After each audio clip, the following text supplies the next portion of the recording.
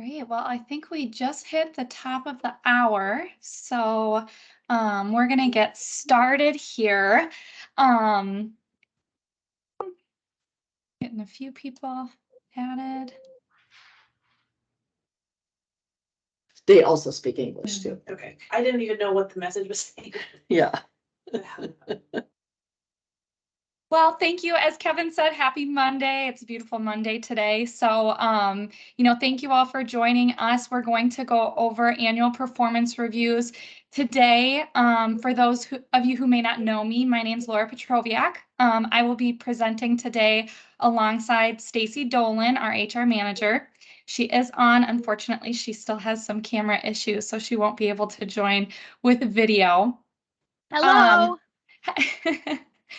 Hi, Stacy. Thank you. So before we jump in, just a couple of housekeeping notes. Please make sure to keep yourself muted and your microphones turned off, just to eliminate any background noise. And then we do ask that you keep your cameras off when we're presenting our demos. We find that if there's too many cameras on, there can be delays and things like that. So mics and cameras off. If you do have a question during the presentation, please feel free to unmute yourself. Definitely ask those questions. Otherwise, we do have some designated time at the end of each demo to answer any questions that you have, or you can throw those questions into the chat as well. Great. Well, let's get started. So first, today we're going to be covering a few different items. So the critical dates and the timeline for annual performance reviews this year. We'll be covering some important definitions as well as review guidelines and key information. I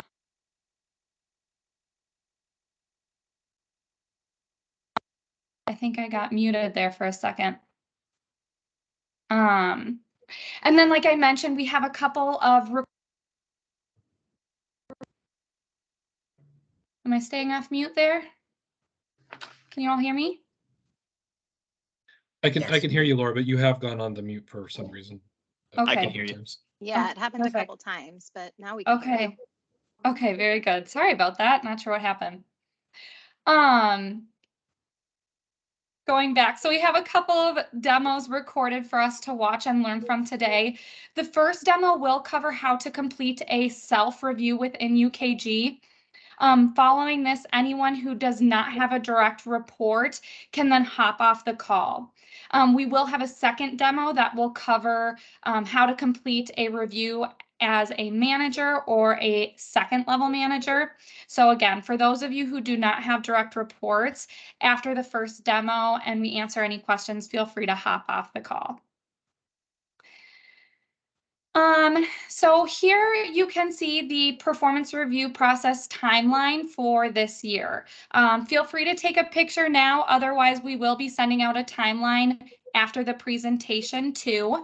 But just to kind of walk through this process this year. So all employees will need to complete their self-reviews by Sunday, January 29th. You may have seen, but reviews were launched earlier today, Monday, January 9th. Manager 1 will need to complete their employees review and merit increases and send that to Manager 2 by Sunday, February 19th. And then Manager 2 will need to approve the review and send it to the administrator or their HR representative by Sunday, February 26th.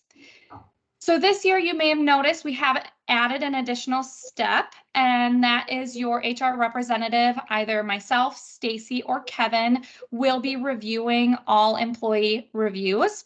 Once HR has received and approved the employee's review and merit increases have been determined, then the review will be sent back to Manager 1. At that time, Manager 1 will complete their annual performance review meetings with all of their employees, and that needs to be completed. Those meetings need to be completed by Tuesday, April 4th, and that's because merit increases will be included on the April 7th paycheck. Great, and again, we'll be sending out the timeline after the presentation as well. So for important definitions, the next few slides, we will cover a few definitions that will help you throughout the annual performance review process. So first we have leaders and team members. These titles indicate the two types of reviews that were launched. Everyone will be sent one of these two review types based on their position. So a leader review will be sent to anyone who has one or more direct reports. And then if you do not have a direct report, you will be sent a team member review. And then next we have our competencies. So these may look familiar to you as they are the same competencies that we used in last year's review. Every position will be reviewed on 3 competencies: functional effectiveness, people effectiveness, and self-effectiveness. If you are sent a leader review, you will also have the subcategory for leadership within the people effectiveness competency. Please make sure that you have a good understanding of each competency prior to establishing ratings for each. Each competency and their definition will be given in UKG for you to review while completing all of your annual performance reviews. All right. right. Thanks, Laura. Thank you, Susie. I am going to be jumping into the rating scale for this year's reviews. Once you have a good understanding of those competencies, you'll really want to understand how the rating scale works. So like last year, if you were here, we're using a simple 5-point rating scale with normal rounding. So for example, if a rating falls overall at 3.2, it'll be rounded to 3. If it's 4.6, it'll be rounded up to 5. The spectrum for ratings ranges from a 1, which does not meet expectations, up to a 5, which is exceptional. So like the competencies, the rating scale with definitions will be provided in UKG for you to review prior and during the review process. Please make sure that you're using specific examples to support your ratings, and really keep in mind that a 5 truly is exceptional, meaning your performance in that competency is perfect and there is no room for improvement. A 3 is meeting expectations, and that is good. There's nothing wrong with a 3. It means that you're meeting expectations and doing your job. 4s and 5s really should be used sparingly when someone is consistently surpassing their expectations for their role and continually going above and beyond what is required for them. Next, just a little guidance for you to navigate through the self-review. You want to make sure that you're preparing ahead of time to write an effective and comprehensive self-review. So make sure you're reviewing your own job description, you understand your accountabilities in that role, and familiarize yourself with the performance criteria, as well as reviewing your key accomplishments for the year. Ensure that you're covering all areas of your performance for the entire time that you've worked in 2022. So again, this is an annual review, so it's important to encompass the entire review period, not just what you've accomplished recently over the past couple of months, but the entire time that you were working in 2022. Be honest about your strengths and your shortcomings. So we definitely want you to celebrate the areas in which you excelled, but make sure that you're also including the things that really could have used improvement. We all have them. I know sometimes it's hard to admit when there are areas that need improvement, but this is really the time to do that self-reflection and be honest about those shortcomings. Make sure that you're using specific examples. I think I said this earlier, but it bears repeating to support those ratings and comments, not just generalities. So if you really think that you excelled in a certain competency, explain why you did. Don't just say, hey, I did a really great job with people effectiveness. Tell me why. Tell us why you did an amazing job with that. Going on, your review is not a text message. It's not an informal piece of information. So make sure that you're using proper sentence structure, grammar, and spelling. This really is a formal document that's going to go in your flat file, so keep that in mind. You'll want to make sure that you're writing in the first person from your own perspective for your self-review. So if I'm writing my review, I'm going to say, I accomplished A, B, and C, not Stacy accomplished. Double check your work to ensure it is accurate before sending it to your supervisor, because you want to make sure that it's everything you wanted to include in that review. Once you hit send and forward to the next contributor, you will not be able to make any changes to it. Your manager does have the ability to send it back if it really needs to be, but make sure you're done before you send it to that next contributor to make a seamless transition. If you don't finish your review in one setting, don't worry. As long as you hit save, you can come back later to complete the review. And you'll be able to see this in the demonstration that's coming up next. Let's talk about all of the contributors to the review process. So in today's demo, we're going to be using some characters that you may be familiar with if you are an Office fan like I am. So you should know these 4 individuals who represent all of the contributors in the review process, starting with the employee, who's played by Pam. Pam, or anyone who's in this employee contributor role, which is really everyone, will be doing a self-review, and they will be required to complete that self-review. So next we have the manager 1, who is played by the notorious Michael. This contributor has 1 or more direct reports. So Pam reports to Michael. Michael, as the manager 1, will be required to complete not only his own self-review, but also the manager review for Pam. Then we have the manager 2, who in this office scenario is played by David. David is Pam's manager's manager. So he's Michael's manager, but that means he's Pam's manager 2. Hopefully that makes sense. And he'll be responsible for 3 steps in the process: his own self-review, approving Michael's review of Pam, and then completing a manager review for Michael, because Michael reports to him. Some individuals will find that they play the part of a manager 1 and manager 2, similar to David. So just make sure that you know which contributor you are when you're in the system. I mean, for self-reviews, it's pretty simple. When you're doing your self-review, you're reviewing your own self. The last contributor for all reviews is going to be the HR business partner. So in this example from the office, it would be Toby, but in our organization, it's either going to be Laura, myself, or Kevin, like she mentioned. And we'll just be overseeing the process, making sure everything looks good before it's released.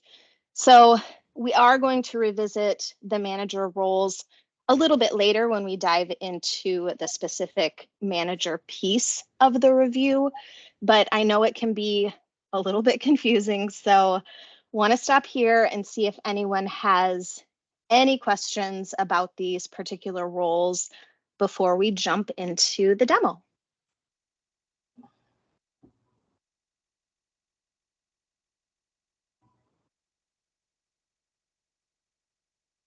No questions about that piece? Oh, good.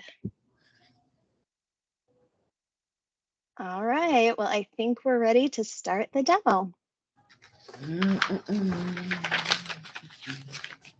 Hello and welcome to the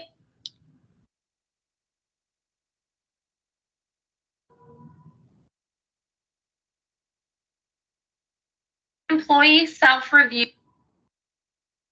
If anyone is not on mute, please make sure to mute yourself.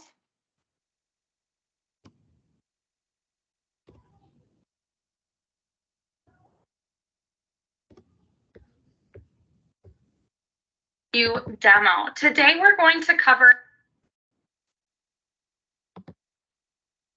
Darling, are you able to mute? Thank you. Thank you.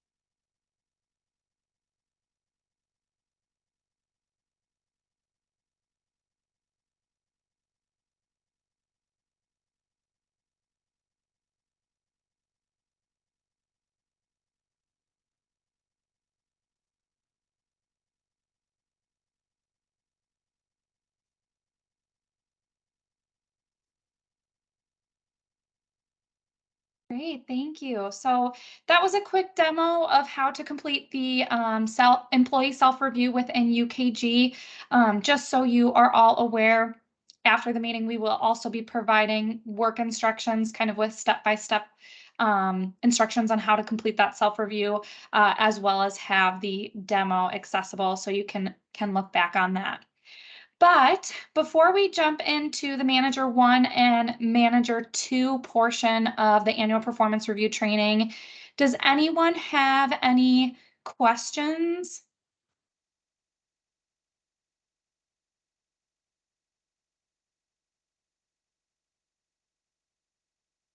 If you don't have questions, oh, sorry. Yeah, I couldn't hear anything. Everything was just a whisper through that whole demonstration. You couldn't hear it. Well, again, it will be if others had that same issue, it was loud and clear for me. Okay. I could hear it okay. Sounds like maybe there were some issues with the recording. If you couldn't hear it, if there was a lag or anything like that, again, it will be provided afterwards. We'll follow up with an email so you can review it then at your own time. Sorry about that for those who may not have been able to hear. We're getting a few questions in the chat. Can you do this on the app? So the review will need to be completed, I believe, the desktop version through a desktop. What if an associate doesn't? Keith, for the what if an associate does not want to complete a self-review, the employee review process for the hospitality group looks a little bit different. I sent an email on that last week, but we can follow up after the call as well. What reasons would there be for someone to not receive a merit increase? That could be based on one reason could be if you received, I believe it's if you received a merit increase or an increase between October 1st. After October 1st of 2022, you may not qualify for a merit increase when April hits. Is the review going to be available in Spanish? Chat, at this time, the review is not available in Spanish, though we can look into what options there are for that. Hey, Laura, can I jump in? Yeah. UKG is available in Spanish as far as viewing UKG. It's actually, you can change the language. As Laura mentioned, some of the other pieces or writing the review in Spanish are not available, but at least your employees who have Spanish as their first language, they can view UKG in Spanish as a whole, just to add that. Thank you, Ruth. You're welcome. Yes, and we can work on getting those competencies in Spanish as well. So then they can review the performance review in Spanish, but I believe the competencies that we input would be in English. So we can work on getting those in Spanish and send those over to those who need it. Hi, this is Dory. I have a question for you. Hi, Dory. Hi. I started here in March, so is there a way I can look at my staff's job descriptions so I can see if they're meeting their job descriptions? Yes, Dory, if you need access to a job description, feel free to reach out to us after and we can provide those. Okay, perfect. Thank you. Yeah. Teresa, the review is yearly. It's an annual performance review. And Darling, do we have access to last year's review? Yes, they should still be within UKG. You can access last year's reviews that way. Great. Any other questions? And if anyone has questions following the call, I have included the HR email distribution group. So feel free to send any questions that you have to Human Resources, and one of us will be able to address that for you. Great. Well, if there's no other questions, for those of you who do not have a direct report, you can feel free to jump off the call at this time. Now we're going to go over the process for annual performance reviews from a manager perspective. Thank you. Thank you. Okay. So we went through all of the steps for your self-review, but now we're going to switch gears a little bit, like Laura said, and look at it strictly from the manager's perspective. So to start with, here's just a different version of the timeline that we already looked at the beginning of the presentation, but it provides the same important dates just in a different format. If this is easier for you to read so that you know your own deadlines, feel free to take a picture of this, but like Laura said, we are going to be sending out these timelines after the meeting.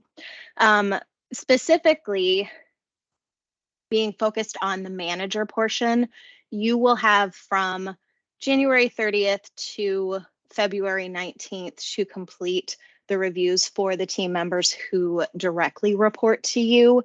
And then manager 2 will have from February 20th to February 26th to complete their portion. And then HR, along with doing a review for merit increases, all of that will be happening between February 27th and March 19th, so that by March 20th, you will be able to complete your meetings with your team members to deliver their review and have those completed by April 4th. So this timeline really is based on deadlines of when each step needs to be completed. But just know that if anyone finishes their portion ahead of schedule, the next contributor is welcome to start at that time. So if your employee finishes their self-review by January 15th, you can certainly start working on the manager portion at that time. You don't have to wait. So let's jump into a little bit of guidance for you as a manager completing these reviews. Again, similar to when you're doing your self-review, you're going to want to review performance criteria and key accomplishments related to your employee's job description. As we talked about, if you don't have those job descriptions, you can certainly reach out to your HR business partner to get them. It is very important that you're providing honest, constructive feedback in these reviews. Your employees really need to know where they stand, what their year looked like, and how to move forward in their performance to achieve the most success. So to achieve this, you'll want to provide comments and specific examples for each competency. And this is especially important if you're rating any outliers. So if you're rating with 1s or 5s in any of the competencies, you really do need to have strong examples to demonstrate why their score is at the low end or at the high end of the scale. You want to make sure you're being candid about the shortcomings that need to be improved, but provide that feedback in a tactful way. Be direct, but also provide guidance and solutions on how to improve to achieve success. If there is feedback about shortcomings, make sure you're not focusing just on the negative, but give praise and positive feedback, as well as referring to specific actions, incidents, or feedback that you have received from others. If you're newer to your role, which, there are plenty of managers who maybe started over the last year and didn't work with their employees on their team for the full year, make sure you're seeking feedback from others who did work with them in order to be as comprehensive as possible. So if there is a previous manager who still is working for Sherman, reach out to that person and get their feedback on how that person's performance was up until the new manager came in. Also, consider if your employees have worked closely with others on projects or cross-functional tasks, because there are a lot of people who can help you gain perspective from those individuals from their vantage point as well. I want to dive into a few biases or errors that can certainly occur when we're looking at rating performance. And these are really things to avoid and just kind of keep in mind as you're looking at these competencies for your employees. The first one is the recency error, which is allowing recent performance to carry more weight than the entire rating period. I think it's easy to do that when that's on the top of your mind, right? Like whatever has happened most recently is going to be in your memory. But as I mentioned, this review covers the full year. So make sure you're really going back through any notes you have, any corrective action to assess performance for the whole year. And again, if you didn't work for them for the whole year, making sure that you're seeking that feedback from others. The second tendency is what is known as the halo or the horn effect. So this is over or underrating someone based on one specific trait or behavior that tends to overshadow others.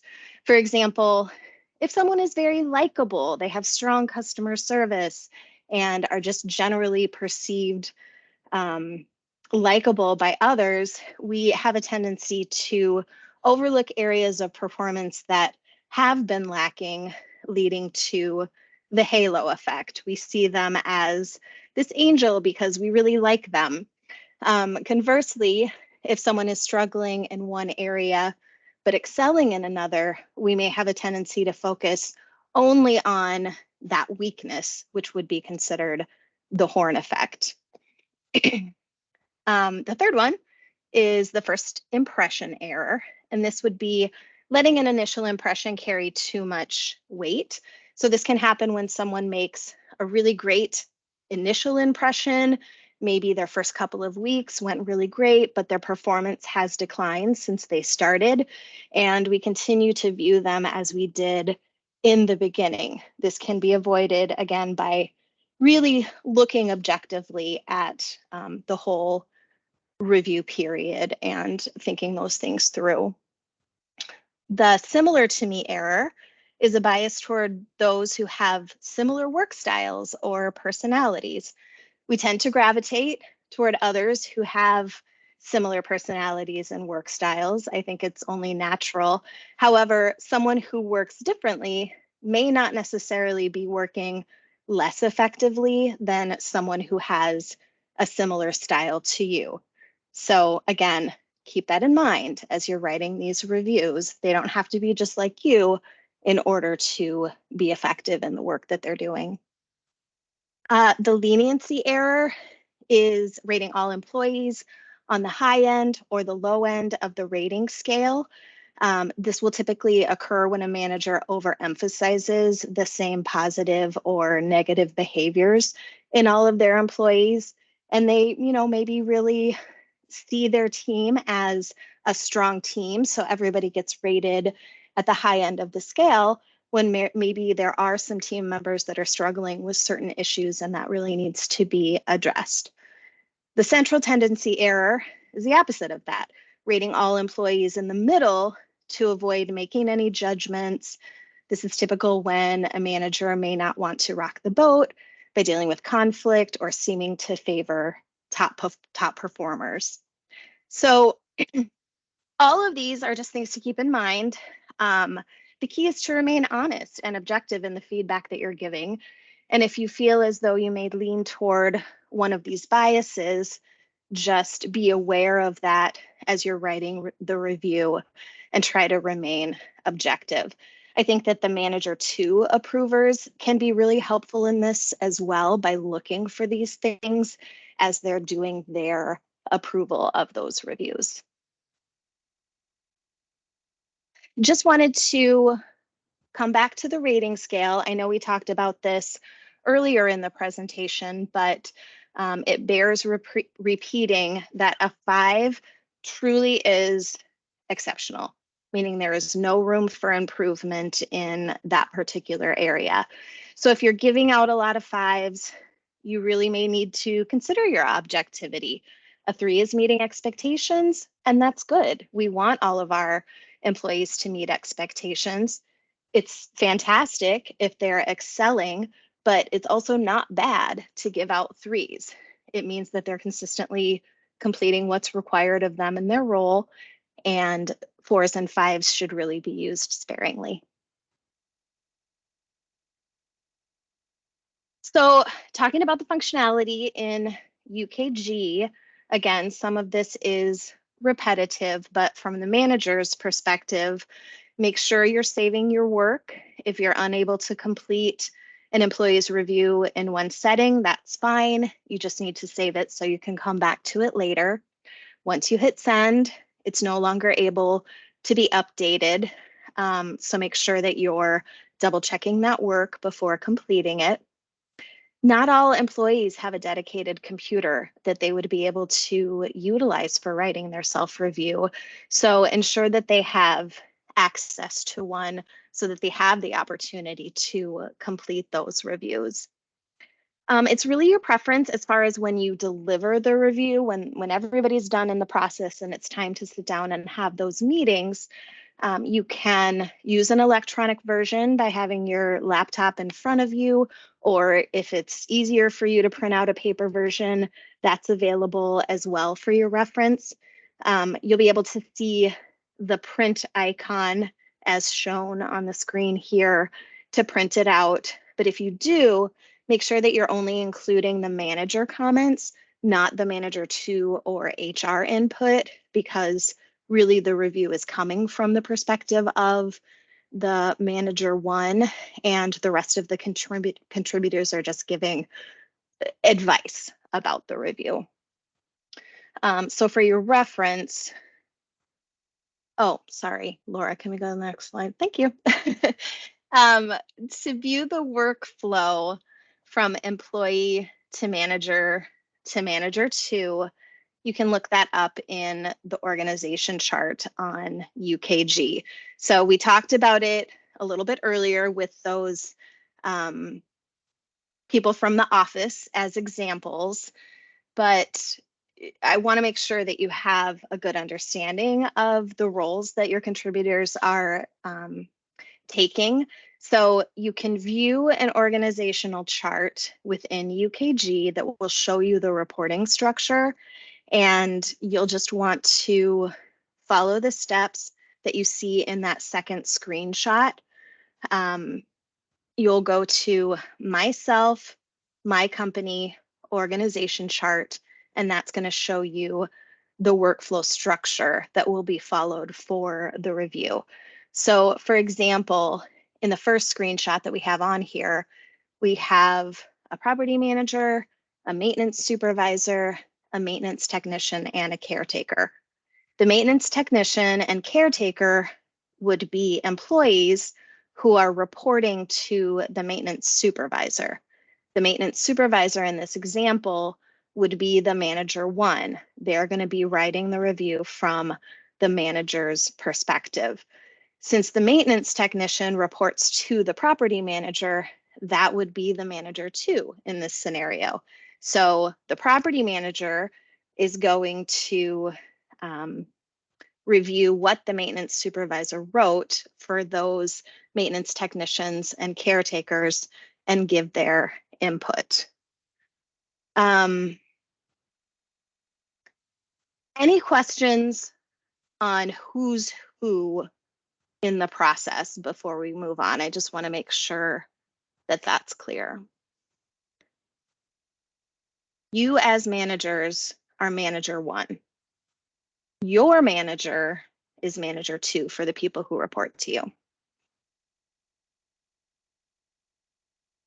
Okay, so one more note that I wanted to squeeze in before we get to a demonstration of the manager portion is that if you receive a self-review that seems incomplete, or if you have an employee who made an error and wants to correct it, you do have the ability to send it back to them for corrections, which you'll be able to see in the demo.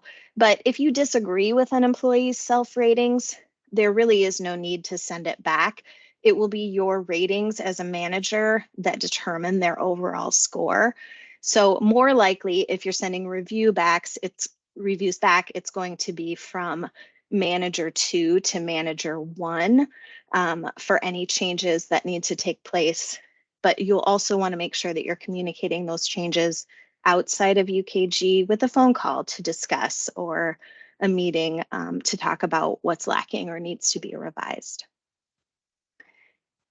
And with that, Laura is going to show us another demo of how we do the review from a manager's perspective.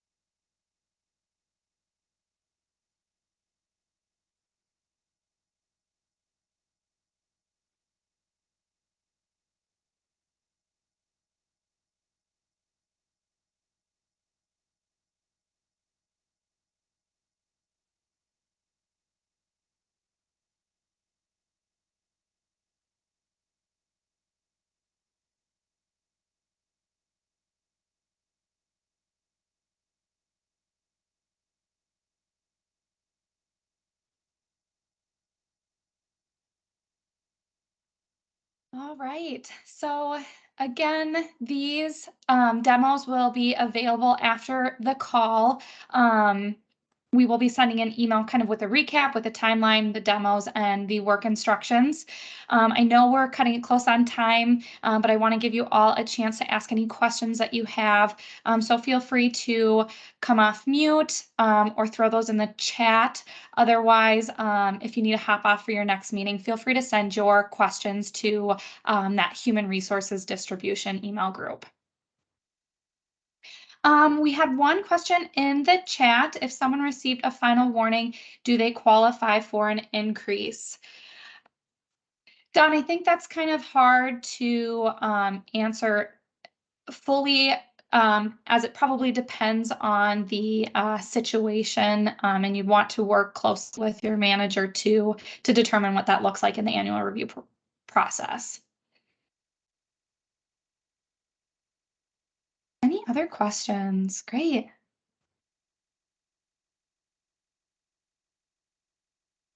Thank you all for joining.